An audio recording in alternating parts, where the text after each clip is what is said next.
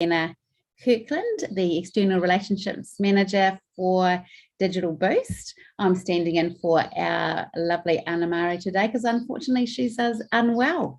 But I'm really excited. I've managed to get fully updated with the topic of today. And thank you so much, Jarra from Zeald, for joining us. It's wonderful to have you with us. That's Maria. Good morning.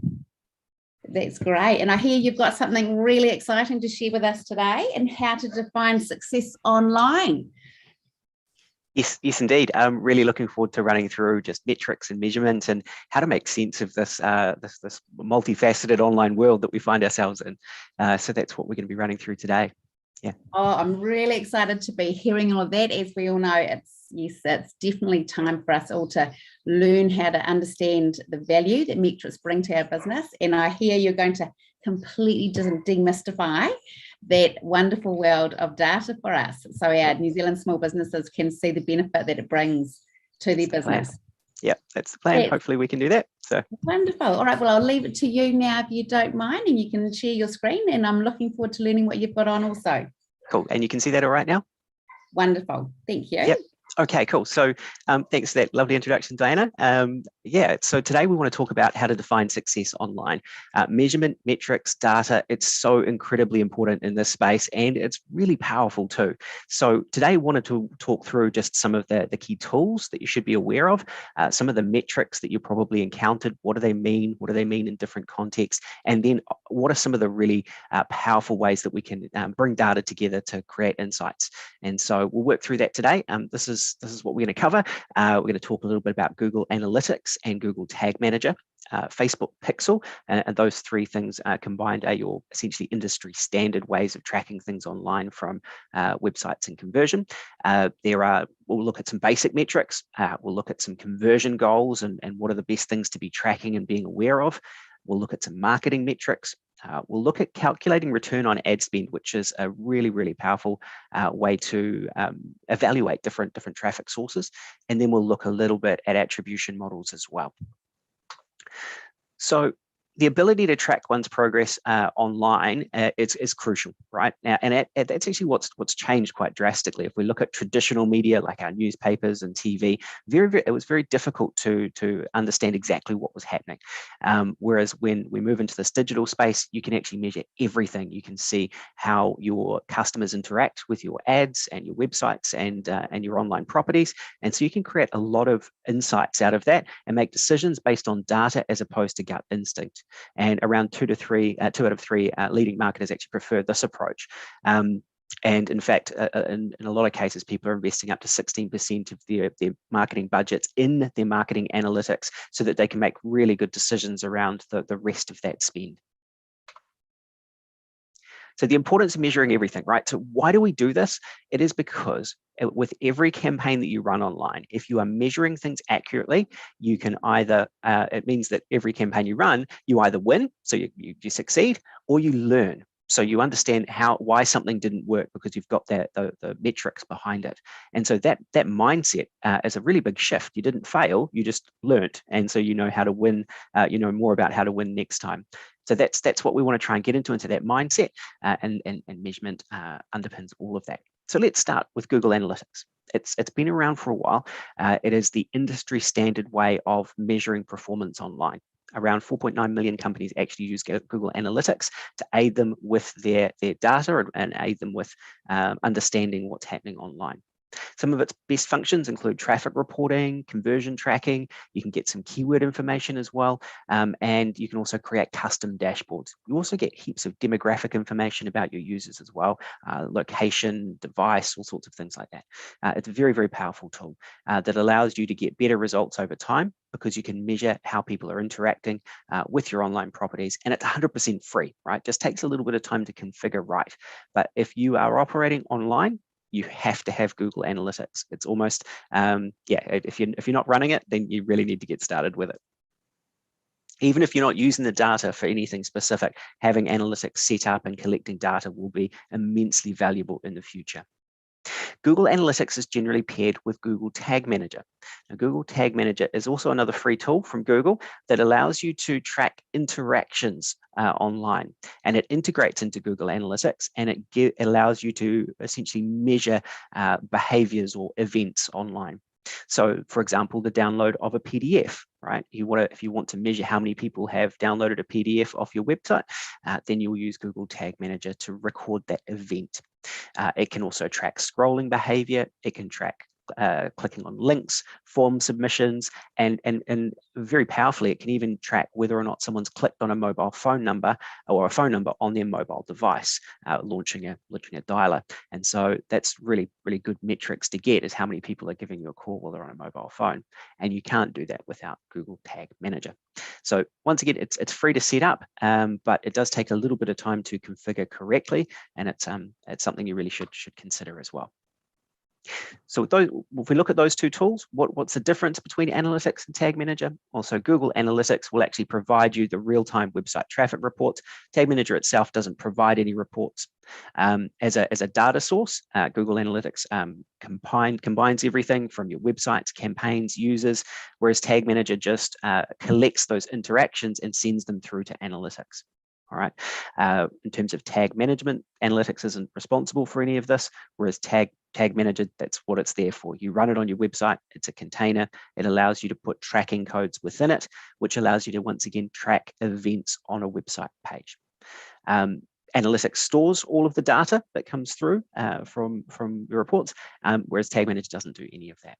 Okay.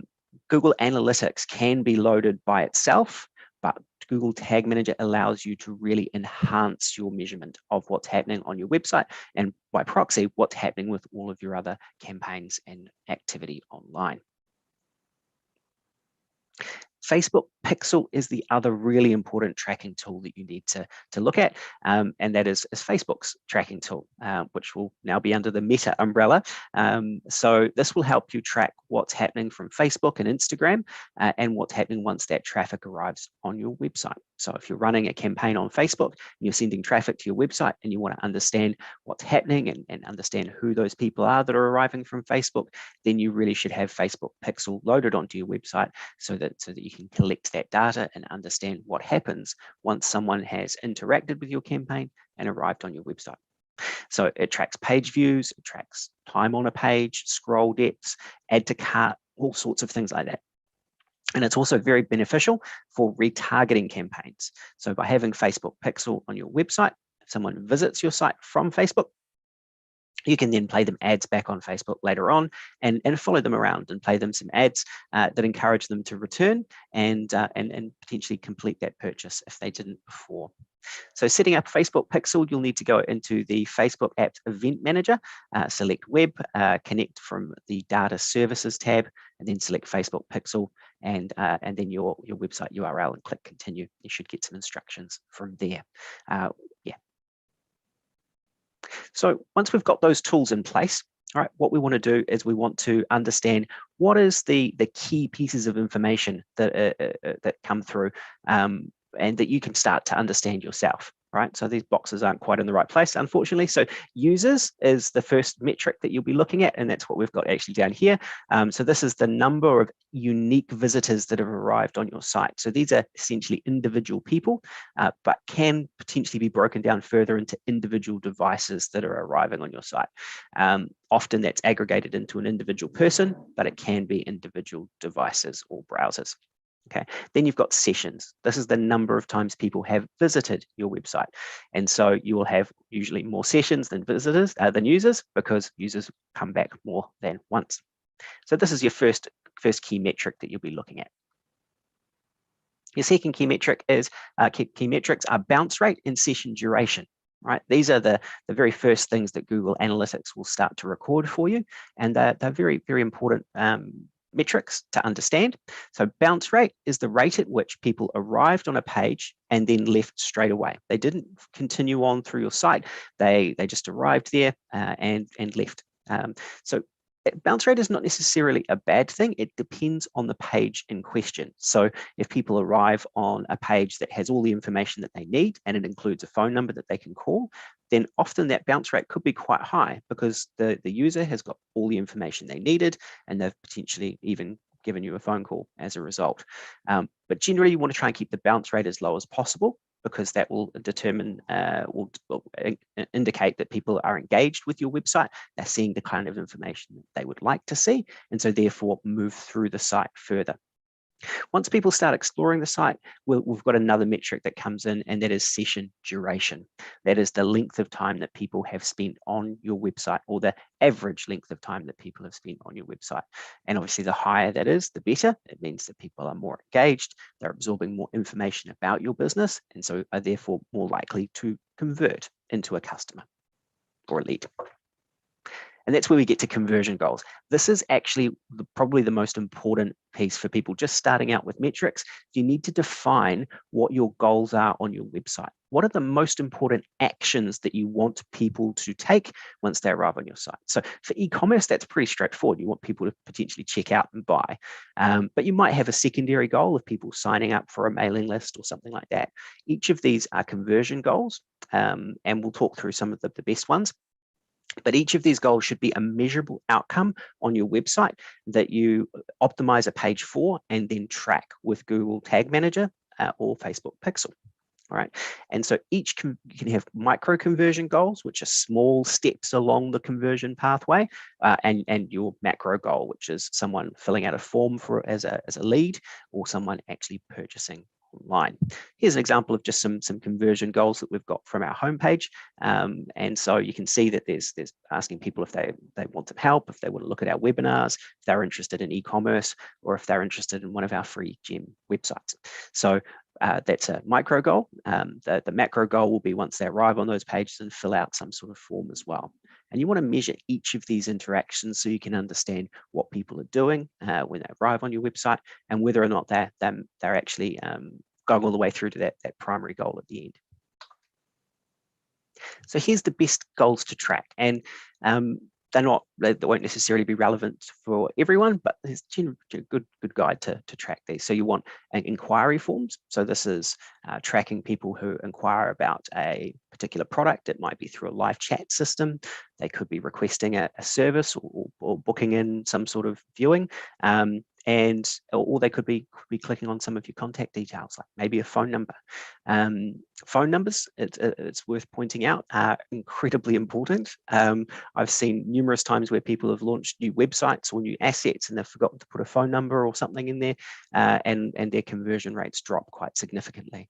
So having a phone number, especially one that's clickable on mobile, up in the top header of your website is vital, right? A lot of people will just want to give you a call and have a chat about your service. And so making sure that that's clickable and is tracked is really important. Email clicks are another good one. So people arriving on your contact us page and clicking on an email link, or potentially visiting your team page and finding out about your team members and clicking on their direct email links. That's certainly something you want to track as well. Obviously, sales, really important to measure off a website, and anyone that's involved in e-commerce will probably be looking at this already quite heavily, but it's important to measure what sort of sales you've got coming through, whether that's just the number of purchases. You also want to get the revenue volume as well, and you also probably want to move a little bit further back the buying process and measure how many people have added to cart and potentially abandoned it without going all the way through. That's an important metric to understand. There may be some blockers there. What I mean by that is, if you've got lots of people adding to cart and not so many people checking out, you might have something there that's putting people off, and measuring both abandoned carts and e-commerce revenue will help you determine that there might be a problem there that you need to address. And that's the beauty of metrics, really. If you're monitoring these elements, you can start to understand where issues lie or where opportunities are. Okay, a newsletter sign up is a really good goal to have as well, and a great conversion tool to have on your website. The reason being is that, we'll talk about this a little bit later, but not everyone that arrives on your site is going to convert to a lead or convert to a sale. In fact, up to sometimes 90 to 95% of visitors will arrive and not complete either of those two things. So if you've got a softer goal, like sign up for a newsletter, it gives you the opportunity to collect someone's information and provide them something valuable in return, perhaps, and then start to nurture their interest over time. It's important to consider that 90 to 95% of people who will visit your site and not convert, and how do you service them? How do you collect that intent to buy in the future? And usually the sign up is quite traditional, and the reason being is it kind of works really well for those users. So those are your main goals to track, right? Now we want to start talking about some other metrics that you may have come across. So we're still starting with basic metrics here. And so we'll talk about the metrics we have when it comes to marketing, right? So the first one that you'll come across quite often is impressions. This is the number of times that your ad or your website has shown either on a search result page or within a social media, could be on YouTube, side banners, advertising clips, or even in emails. And this gives you an idea of essentially how many people have seen your ad, right? The great thing is that a lot of marketing online is done on a pay per click basis. So often you won't pay for the impression if you've configured your campaign right. And so you can be getting, in essence, free advertising with the impressions. If you've got good reach with that, and lots of people have seen your ad, and you're only paying for when people click on it, that impression piece can be essentially free branding for you. Generally, impressions are tracked through the actual platform that you might be running ads on, so whether that's Facebook or Google. You can integrate some reporting tools like Moz or Tableau, and they could give you some insights into how often your website is showing its search results, and that's another impression metric. Or you could get some cross-channel trackers like Analytics and Search Console, which could be doing similar things as well. Open rate is primarily based around email, and email is still a really powerful marketing tool online. So open rate is the percentage of people that have opened your email and had a look at it. And according to MailChimp, which is one of the big email providers out there, a good open rate is around 15 to 30%. All right. Now, if you've got an email marketing campaign that you're running and you're getting around that 15 to 30%, you're doing quite well based on industry standard. Okay. Often people freak out when they get quite low conversion rates around that 15%, but it's still actually quite good. It's very hard to get higher than 30% open rate on emails. Many consider open rates actually to be a little bit misleading because it's not necessarily a great metric to look at in terms of what is the outcome from an email marketing campaign, but it's kind of what we call just a leading KPI. So it gives you an indication that your email might be hitting the mark and might be getting some good engagement.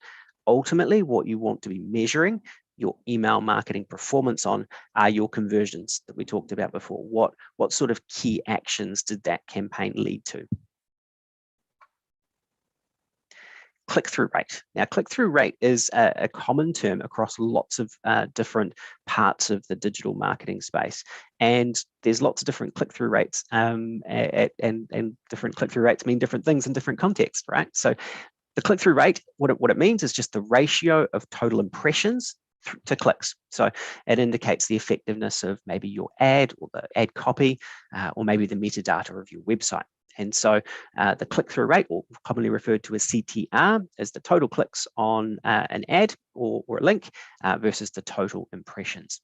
Now, as I said, click-through rate can be quite different depending on what the context is. So if you're running search ads, for example, then a click-through rate of around 2% is actually quite good. Whereas if you were to get a 0.35 click-through rate for a display ad, like you're running an ad on Facebook or maybe the Google display network or even YouTube, then a 0.35 click-through rate is actually not bad too. So it just depends on where that click-through rate, what that click-through rate relates to, as to whether or not it's actually good. And so there's a couple of benchmarks for you to try and aim for as well, or to use to evaluate your own click-through rates with your campaigns. Now, you influence click-through rate with the persuasiveness or how visually appealing your ad copy is. If your click-through rate is lower than these benchmarks, then you're probably going to want to put some time into, if it's search, your ad copy, the value that you're presenting in your ad copy, and if it's on display, since that's a visual marketing method, then you're going to want to look at what you're presenting in that ad and try and make it more appealing. Right. Click-through rate can be tracked through paid media, e-commerce, marketing campaigns, and also search engine optimization, or how well your site ranks naturally in the organic search results too. You can measure click-through rate from there as well. Now, conversion rate is where things start to get a bit more interesting, right? So we've talked about conversion goals, and it's that before you start anything online, you want to have your analytics, your Facebook pixel installed, and you want to set those conversion goals. Right? Because if you're not measuring those key outcomes, you're not really getting to the guts of what's happening online. All right. But once you are measuring them, what we need to start looking at is your conversion rate. So the conversion rate is the percentage of visitors that have completed one of these key actions that you've defined as being important. In most cases, that's obviously a lead or a purchase. Okay, and so the conversion rate is the number of visitors that converted divided by the number of people who visited the page times 100 to turn it into a percent.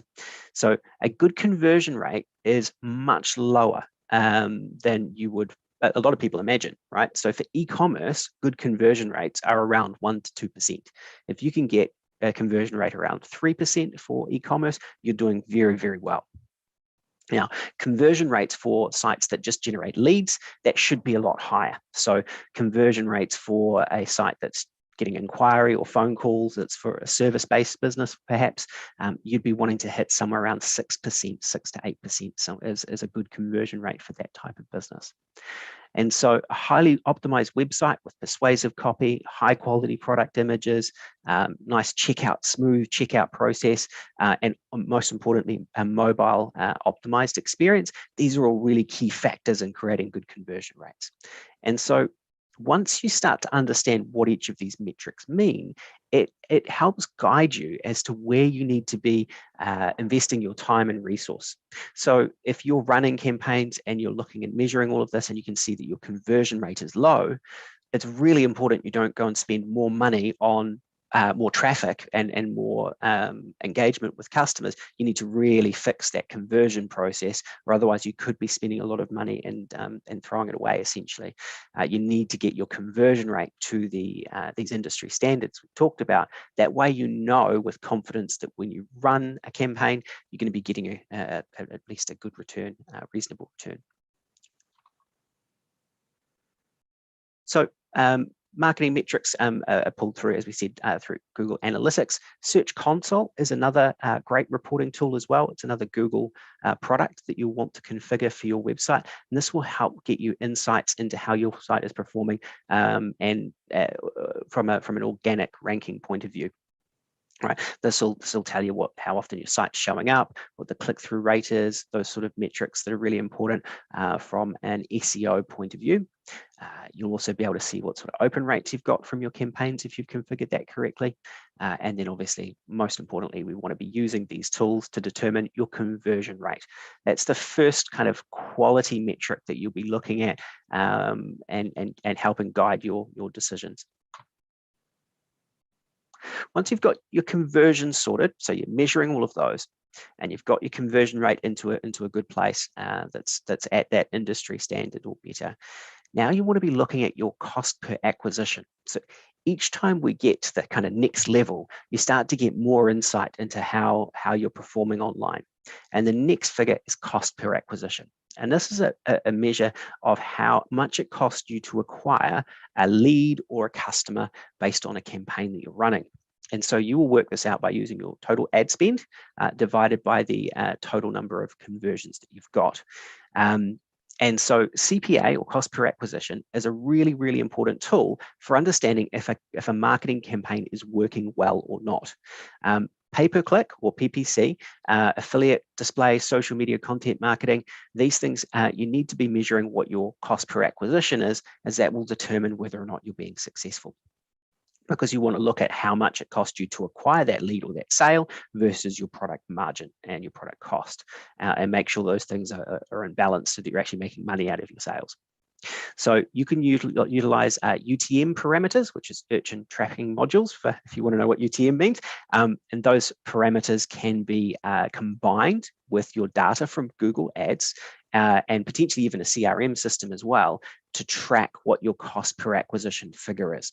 So yeah, hopefully that makes sense. We're starting to get into some of the more advanced metrics now, but cost per acquisition is a really important one to understand, and you can't get there without having those conversion goals measured.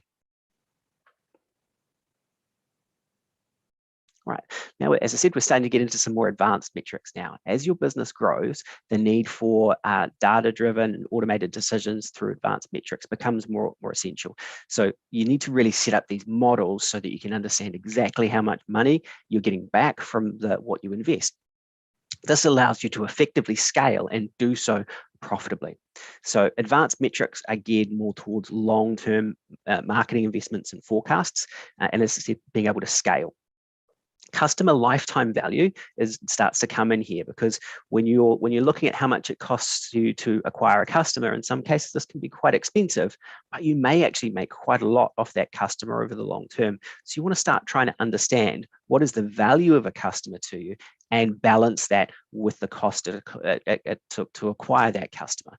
And so that's where advanced metrics start to come in, is going, right, how much in the long term is that customer worth to me versus how much did I spend? All right, and bringing that into a nice cohesive narrative is really important, and that's what some of these advanced metrics will allow you to do.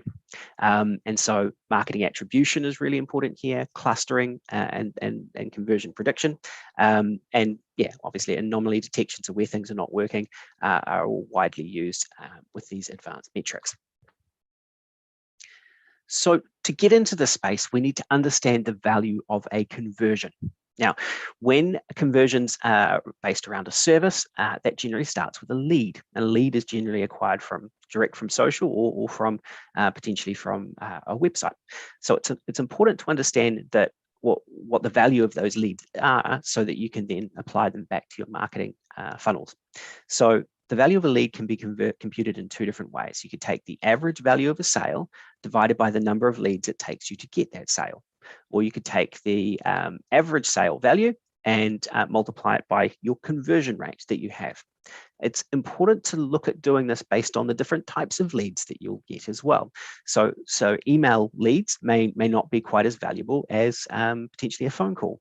And so you'll want to do this calculation to work out what the value of a phone call is through to your business and what the value of an email is through to your business.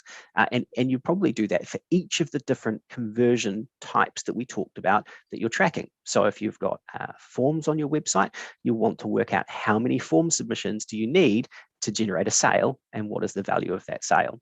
This will end up giving you a value that you can apply to each of those different conversion types. That's worth its weight in gold. Like if you can run through this process and work out what the average sale value is and how many phone calls it takes for you to convert a customer into a lead into a customer, you can then work out what the value of that phone call is every time it rings.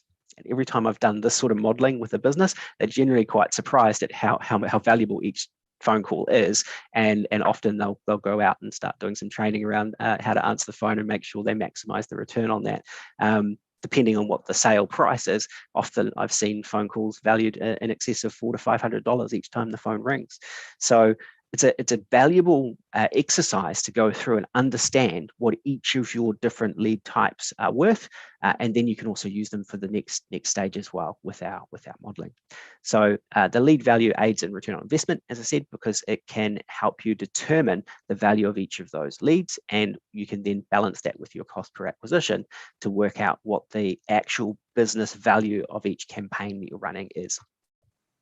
And we do that through return on ad spend, or ROAS. So return on ad spend is a metric that takes the revenue generated for every dollar spent on a marketing campaign and gets you a return figure for it. So you've got what we need to do is work out what is the campaign revenue, and you do that through both the number of conversions and the value of each of those conversions, which you just worked out with your lead value. Right? That gives you a campaign revenue figure, and you divide that by the cost of the actual campaign. Now, as you can see, we're starting to get to a few calculations going here, but once you've actually defined the value of each of those leads, you can often input them directly into analytics or into your Google Ads account, and it will calculate a lot of this for you. So return on ad spend allows you to figure out which of your activities online is actually delivering results and providing value to the business. And then it helps you obviously refine your ad spend and generate even more revenue as a result. So let's have a look at how this works. So here's a couple of campaigns that we've run, just hypothetical ones, right? So campaign campaign B has fewer conversions, but it's actually more profitable since customers are spending more on every purchase. So this is where if you were just working with some of the earlier metrics we were talking about, which is the cost per conversion, you might make the wrong decision because your cost per conversion here for campaign A is $25. Your cost per conversion for campaign B is $50. So if you were just looking at that early stage metric, you might think that campaign A was the one that you needed to invest more money in. But if you started taking the rest of this information and combining it into a return on ad spend figure, you get a much more accurate view of which campaign is actually working.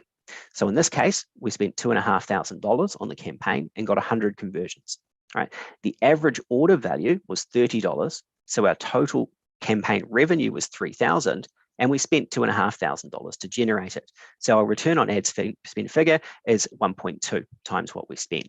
And another way of looking at that is for every dollar that you spent, you got $1.20 back. So you're still winning, but not by as much as potentially you thought you were with the cost per acquisition figure.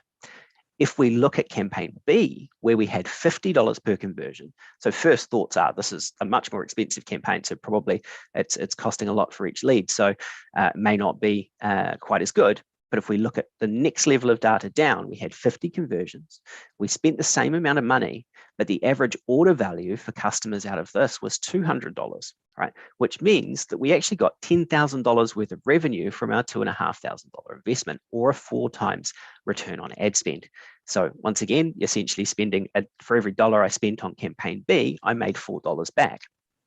What this allows you to do is measure different campaigns and different channels and bring it all back to this very simple metric, which is for every dollar I spent on this campaign, how much did I make back? This allows you to make very, very good and fast decisions around which campaign deserves more of your budget in the future and which may not.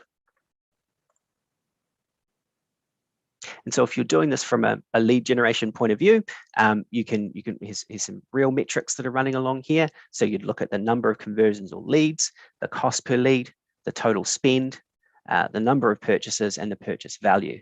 And you'd use that same measurement that we had just on the last page as well. And in this case, it's got a return on ad spend of 457%, or 4.5 times what you spent. Or as I said, for every dollar that you'd spent, you get $1.5 back. And so this is just such a powerful way to take what is a very, very complicated space and distill it down into a simple metric, which allows you to make some really good decisions on what's the right way to spend your marketing dollar, right? Yeah, I think there's a few questions that I think we might be able to answer those at the end. There's a few that have come through. We'll get to them. I'm nearly there for questions. So we've got to this return on ad spend model, which has allowed us to get this for every dollar I spent on this campaign, what did I get back? There is a next step to this, and that is that most conversions or most customer sales don't just happen in one instance. They don't happen in isolation. You get what's called multi-channel conversion. So as you start to run multiple advertising campaigns and have lots of different assets in market, that's your social media, you've maybe got a blog running, you've got emails going, people will interact with lots of different elements, and they will often take a quite convoluted path through to purchasing from you. And so if you're running multiple channels, you want to make sure that you're monitoring how each one's performing and giving them a conversion value, right? But what will happen is that you've got an assisted conversions report, which will start to show you what are the other elements that someone interacted with before they made that final last conversion step, or maybe that's a purchase, or that's a lead form that they've filled out. And so you can get all of this data through Google Analytics. It will show you the top conversion path report. So it'll say what's the most likely process that someone's gone through, what are the different touch points that they had before they converted, and how long did it take for them to work through that, and how many different assets were there. And so this will allow you to start understanding what are the different ways that people are converting off your site, what are they interacting with, and how are they getting through to those conversions. And this will mean that we want to start looking at what's called weighted attribution. So we're getting pretty advanced here, and you might need a marketing partner to help you set this sort of model up. But what we've talked about up until now is what's called last click attribution. And so last click means that whatever campaign actually generated the final result is given all the credit in the sales and conversion. So if, for example, you're making sales and that's coming through from Google Ads, that someone clicked on a Google ad, they converted or purchased something from your e-commerce site, under the traditional last click model, the Google Ads gets all of the benefit of that particular sale, gets all of the credit, if you will. And so the return on ad spend for Google Ads looks fantastic, but the Google ad spend, the return on ad spend for something like social media might be a bit lower.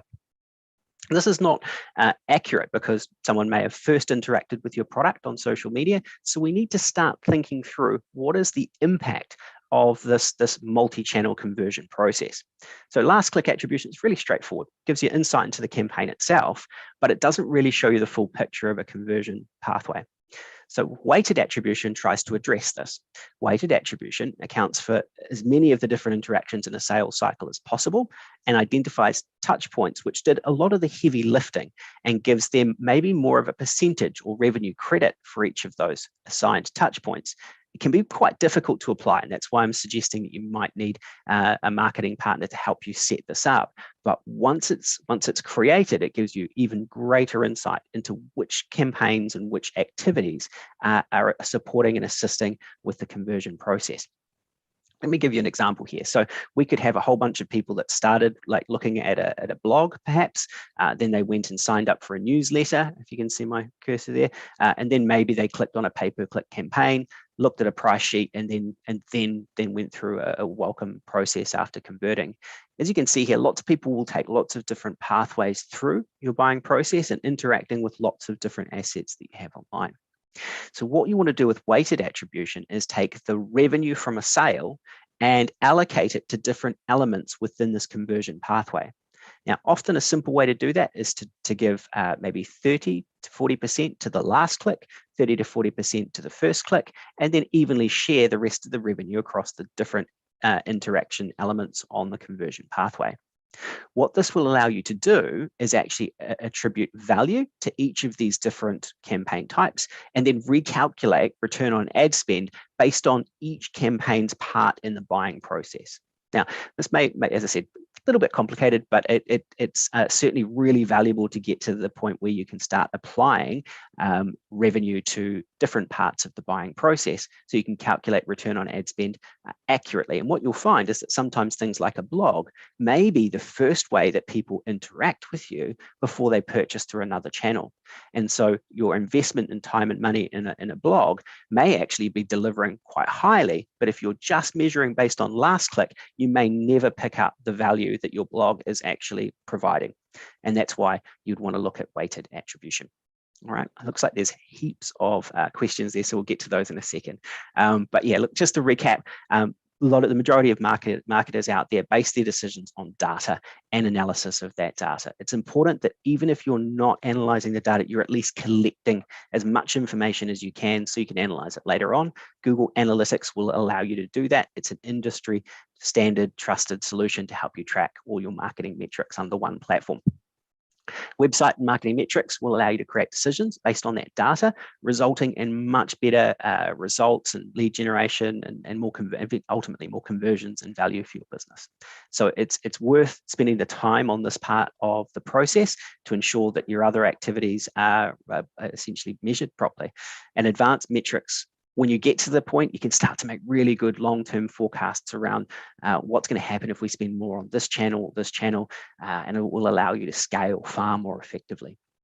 Return on ad spends is critical for this because it helps you identify what's been successful and what's underperforming from a campaign point of view and allows you to adjust your spends accordingly. And then this move from last click to weighted attribution is really powerful because these attribution models will get you to understand what smaller or different parts of your activity online are actually providing the most value. And often those earlier stage interactions are worth their weight in gold because they are the first interaction that you have with a customer, but traditional reporting models don't really give them the credit they deserve. And that's why you should look at maybe a weighted attribution model.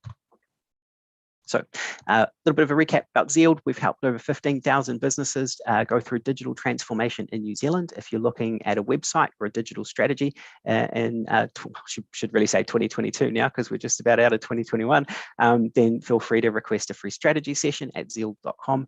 We also have our Get E-commerce movement that's running at the moment, where we're giving away free e-commerce sites for any business that would like them. They're just templated ones, but it helps anyone that wants to kind of get online and get started to do so effectively and without a lot of the risk of investing in a full-blown website. So if you'd like to learn more about that, head along to zeald.com as well. So that's my presentation for today. Maybe we can get into some questions. Yeah. Oh, thank you so much, Jarra. That was absolutely brilliant. I wrote that many notes myself. Okay. I had a huge amount of questions coming through because it was such great information you've shared. I'll just jump into some with you. We'll try and get them all covered today. There's a couple more things I'd love to share with you towards the end also. But one of the first questions I might take you to is, I don't really understand the difference between users and sessions. Could you please define that further?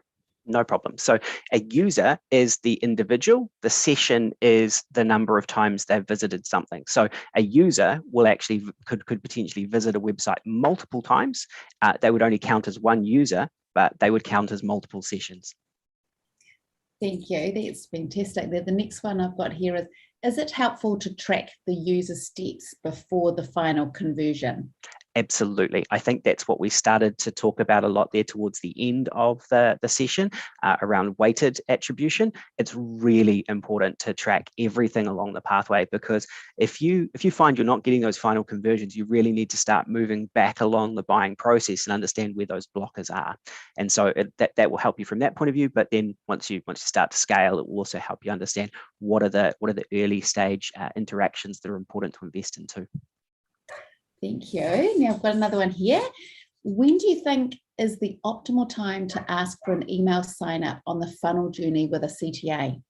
Great question. So actually early on, so when people are first interacting with you, if you can provide something of value to them in exchange for their email address, you're quite likely to get that, as opposed to a final stage conversion. So I always like, if we looked at those metrics, we were talking about the fact that you may have 1 to 2% conversion for e-commerce, maybe 6 to 8% for lead gen. 90% of your visitors are not going to actually have that final stage conversion. So you want to be presenting them with an offer and trying to collect their email address early on, so that intent to buy from you in the future is captured, and then you can nurture that interest over time.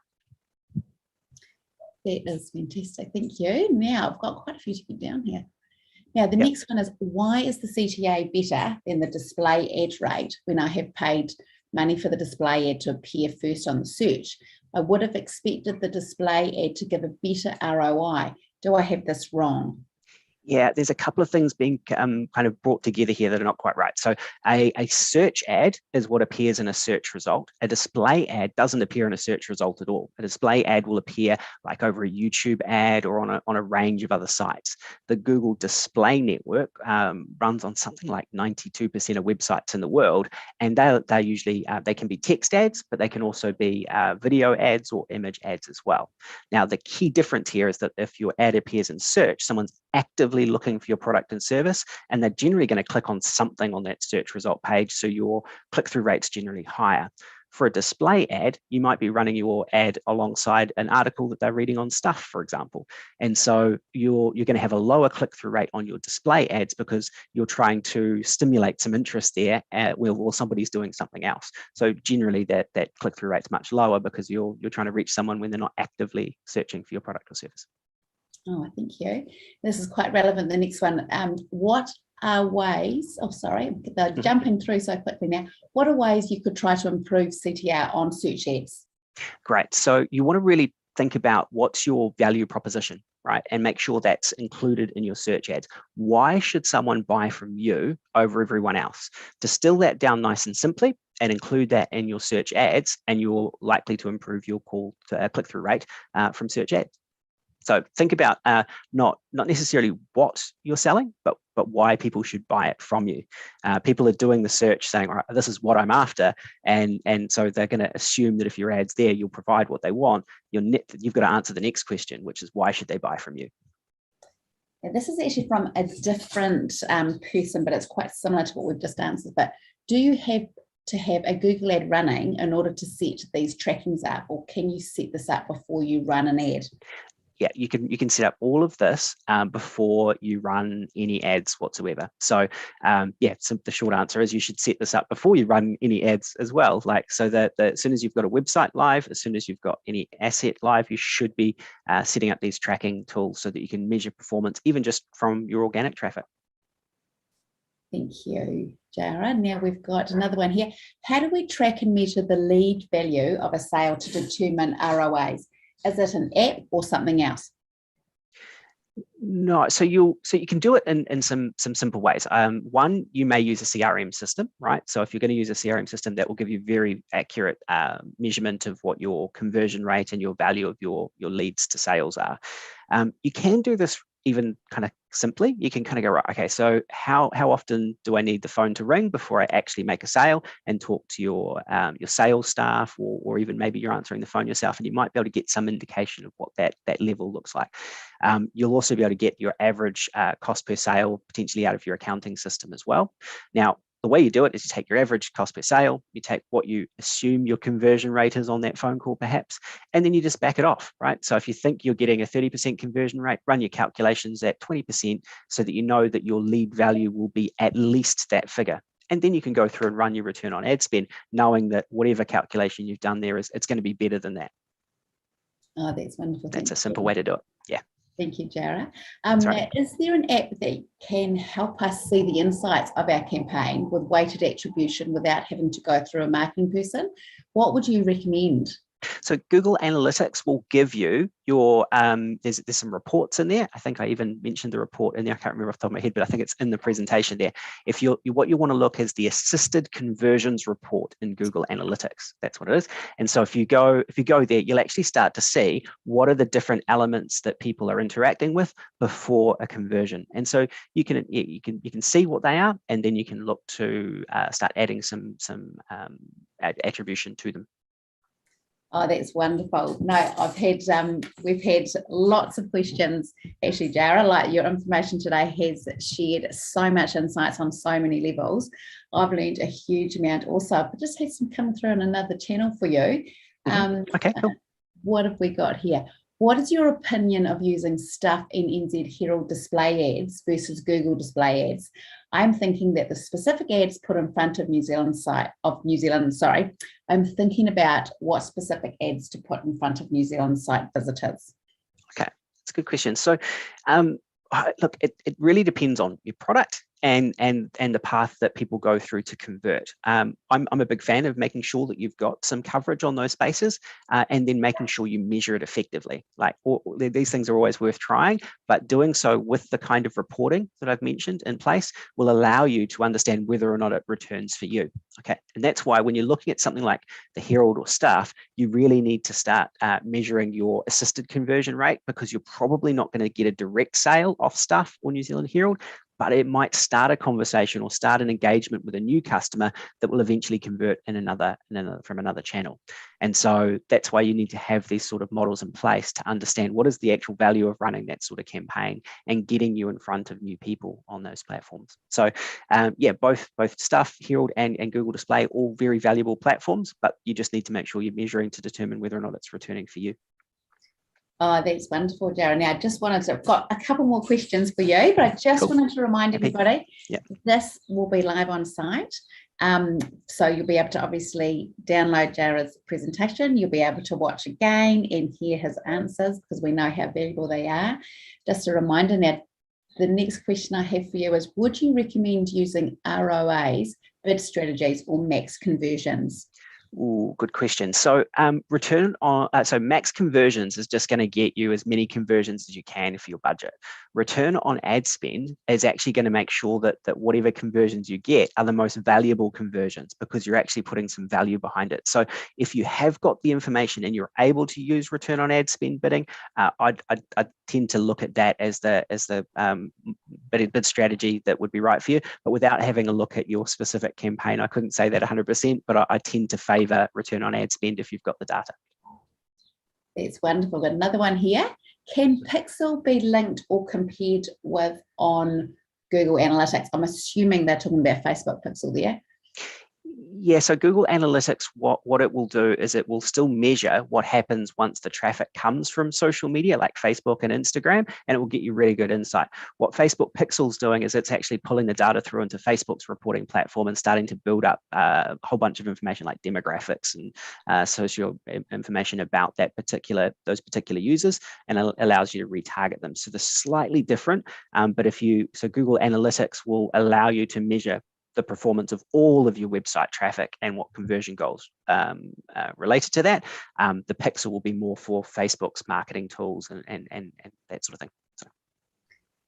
Thank you. God, the questions are so valuable. Please, I'm loving all the questions that are coming through.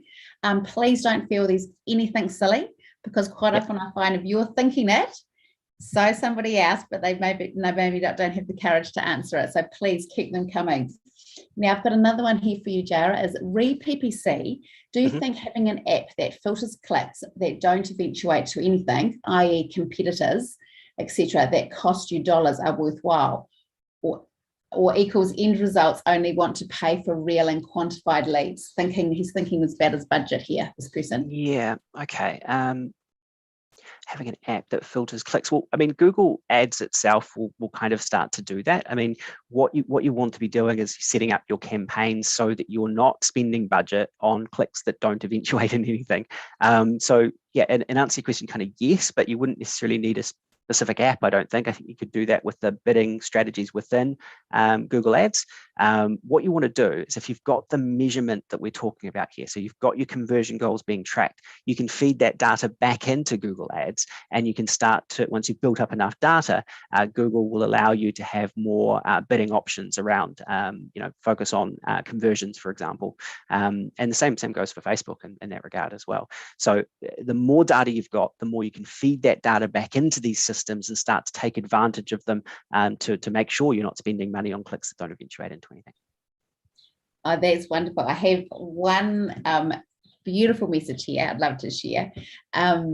We have a Digital Boost trainee on here. So, and the message is, such incredible information and insights today. One of the best sessions I've seen, and I've seen loads, laugh out loud.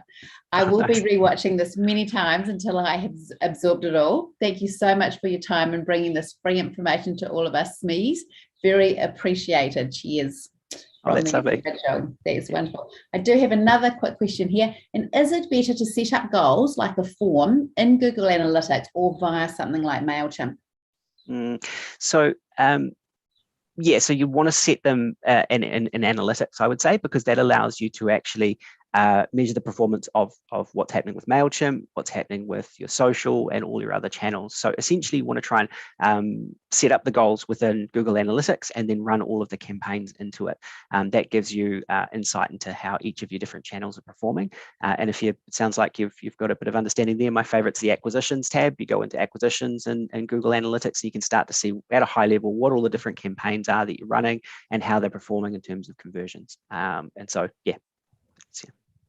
Go through analytics. Wonderful. Thank you, Jarra. I actually made a couple of notes, which I thought would be great just to sort of reiterate here at the end. And that is just little reminders about how to optimize when setting up your site. Like little things is making sure on mobile that your phone numbers are set to be clickable so they can click right through. And obviously a little thing like if you've got an email address, make sure it's a clickable email address, and always test your links. Always, if it's a phone number, test it on site, make sure it's going to the right person, and once again, back with the email. I did have another question for you actually, Jarra, and that is, with the tracking of the phone numbers, is it possible via Google to track even if that phone call has been made and potentially how successful that phone call was? Yeah, it is. You'll probably need to use a third-party system, like a call recording system, to be able to get that level of data. So what most people do is they'll just have the Google Tag Manager tracking the phone number interaction. So if people clicked on that phone number and launched a dialer, the next level of tracking is to actually include a call tracking service. And I have this running for a few clients as well. And so what you'll do then is you actually have a phone number or a range of phone numbers that will actually be dynamically inserted by Google Tag Manager. And they can, and if someone calls that number, in that sequence, it can be assigned back to the campaign or the session that was held, and then those calls can be recorded, and you can set a limit on it. Like, so for every call that lasted over a minute, I know that's going to be incredibly valuable, so I'm going to put my conversion value only on phone calls that lasted more than a minute. And so having that sort of system in place will allow you to get the value of the phone call and then assign them back to the session as well. Thank you, Jarra. Another, which I really found really interesting when you were talking about softer goals, and that was one of the softer goals, being a newsletter, signing up for a newsletter. Yep. I mean, one of the great things about having that functionality on site is it enables you to build a database. Correct. Doesn't it, Jarra? And so that actually gives you a way to build up customers that know that, well, they obviously love your product. And it's a great way to go into that lead nurturing funnel and actually stay connected, giving them relevant information at the time to actually nurture them through that sales pipeline to be able to hopefully convert them. Yeah.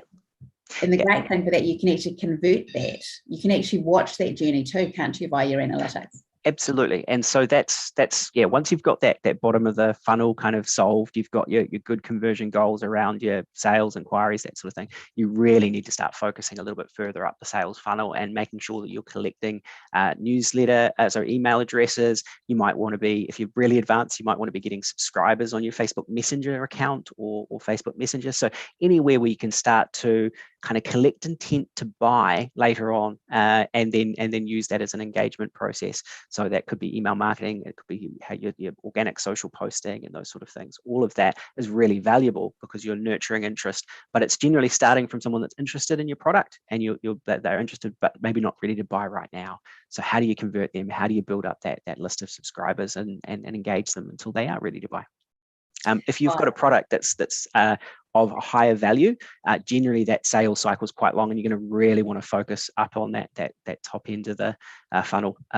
Something like if you're selling a retirement village placement or something, it could be like 5 years that someone will be going through the research phase before they buy. So you're going to want to connect with them early on and talk with them a lot. That's wonderful, Jarra. And one of the things which is of huge value out of all of your sessions, not just today, is sharing the terminologies, because as we know, when we move into e-commerce, there's a lot of different terminologies which people need to become familiar with. It really helps with their search criteria and how to understand what it is they're trying to do, and actually just build that vernacular. So they've got the ability to have conversations with businesses like yourself that can actually, they know what to ask, because one of the biggest areas in demystifying becoming digital is actually getting the confidence to know what to ask. And it's just wonderful to have Zeald, your team, as part of the Digital Alliance Network, and all the value that you bring to our New Zealand SME. So thank you so much for your time on that, Jarra. Thank you everyone for all of your questions. It's just been wonderful having the engagement on site today. I did actually also put in the chat another initiative, Jarra, which I'm sure you're familiar with, and that's the digital clusters. I think it's a great way to share that. Please jump on and have a look. It's digitalclusters.nz. It's helping Kiwi business networks digitally transform, collaborate and succeed together. And they're looking for some pilot groups at the moment. So it's a great time to really start to learn from your peers in your industry of what they're doing and stay in touch and stay relevant to your customers. And the other thing I just wanted to mention also, before we head off today, and that is, you mentioned earlier, Jarra, that you've got the GEM website still available. You can access that on the Digital Alliance website, and we're also just in the process of putting that in on our website for you today. So if any of our Digital Boost trainees, we like to refer to you as. If you're wanting to know more about that, there will be a link on site, which you can click through to that this week. And we will be covering that in our newsletter, which will be out on Thursday. So thank you everyone very much for your time, especially Jarra. Thank you so much for sharing everything you've shared today. It was so insightful and valuable as always. So I wish you all a wonderful week, and we look forward to seeing you on platform.